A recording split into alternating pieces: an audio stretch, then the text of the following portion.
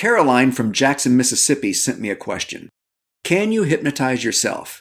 Stick around and I'll answer that now.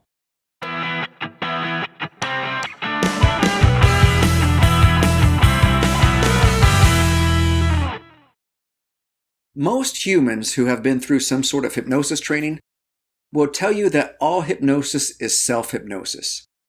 But I have never been one to conform to the norm. First, let me answer Caroline's question. Yes, you can hypnotize yourself. With that said, I believe the test that lets you know when hypnosis is self-hypnosis is this question. Is there another human in the room, or on video, or on audio, helping you through the process? If your answer is no, then it is self-hypnosis. If your answer is yes, then it is not self-hypnosis. It's like tandem skydiving. Tandem skydiving is where a student skydiver is connected to an instructor by a harness. The instructor guides the student through the whole jump, from exit through freefall, piloting the canopy and landing. You're not skydiving solo, self-skydiving, so to speak, if you have another human attached to you, guiding you through the process. Similar to skydiving, hypnosis is a learned skill. The more you do it, the better you get at it.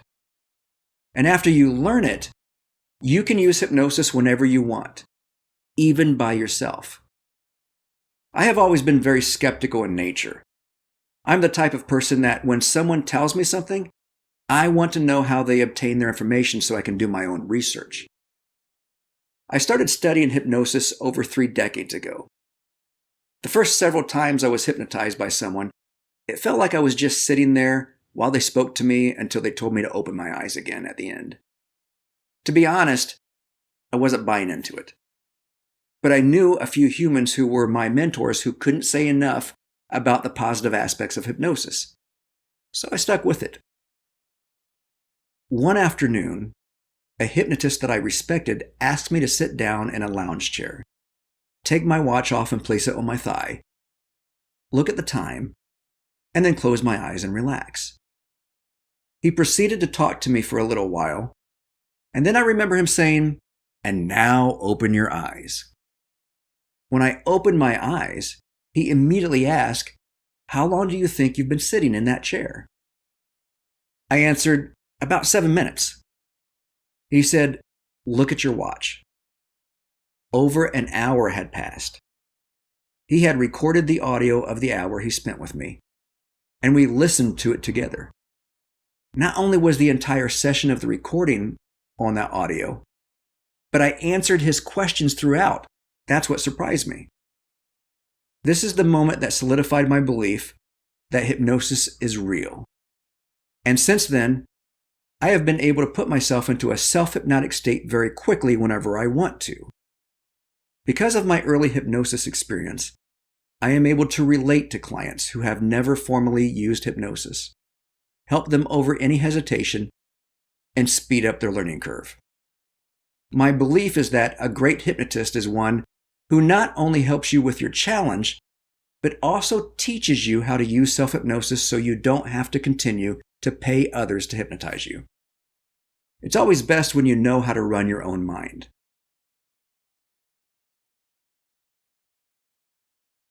Every time you communicate with another human, you change their emotional state. For example, you say something funny and they laugh. That's a change of state. Perhaps they tell you about a death in their family and you become sad. That's a change of state. The process that your mind goes through when changing emotional state is hypnosis. I know. Mind blown. During the process of changing emotional states, your conversation partner becomes suggestible. This means that you are able to influence them to adopt new ideas, take action, go on a date with you, get that birthday present you always wanted, and much more. This is hypnosis. And your conversation partner is not changing emotional states in a vacuum. You are facilitating the change that creates the process of hypnosis.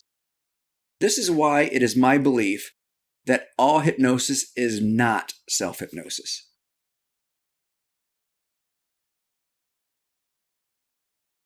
let me teach you a step-by-step method to hypnotize yourself. I suggest writing down these steps or taking a screenshot of the complete instructions. Number 1. Find a safe place where you can sit or lie down without being disturbed. Number 2. Decide how long you want to practice self-hypnosis. I think 10 minutes is great to start with. With practice, your unconscious will allow you to open your eyes when your time is up. If you are concerned with missing an appointment if you happen to fall asleep, set an alarm for 5 minutes after your target self-hypnosis time. Some of my clients use hypnosis for 60 minutes or more every day. Number 3. Write down what you would like to work on while using self-hypnosis. For example, I will eat foods that are healthier for me, or I will stay calm in stressful situations, or I will speak confidently in front of other humans. Lay what you wrote aside. You have focused your unconscious on what to work on. Number 4. Get comfortable and close your eyes. Number 5. Focus on your breath. Count from 1 to 10 like this. As you breathe in, think 1. As you breathe out, think 2. On the next in-breath, think 3. On the next out-breath, think 4. And so on. When you get to 10, begin again at 1 on your next in-breath.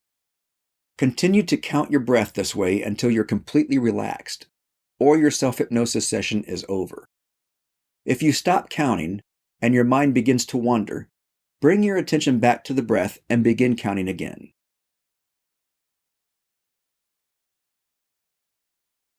If you like this video, give it a thumbs up, comment below, and click subscribe.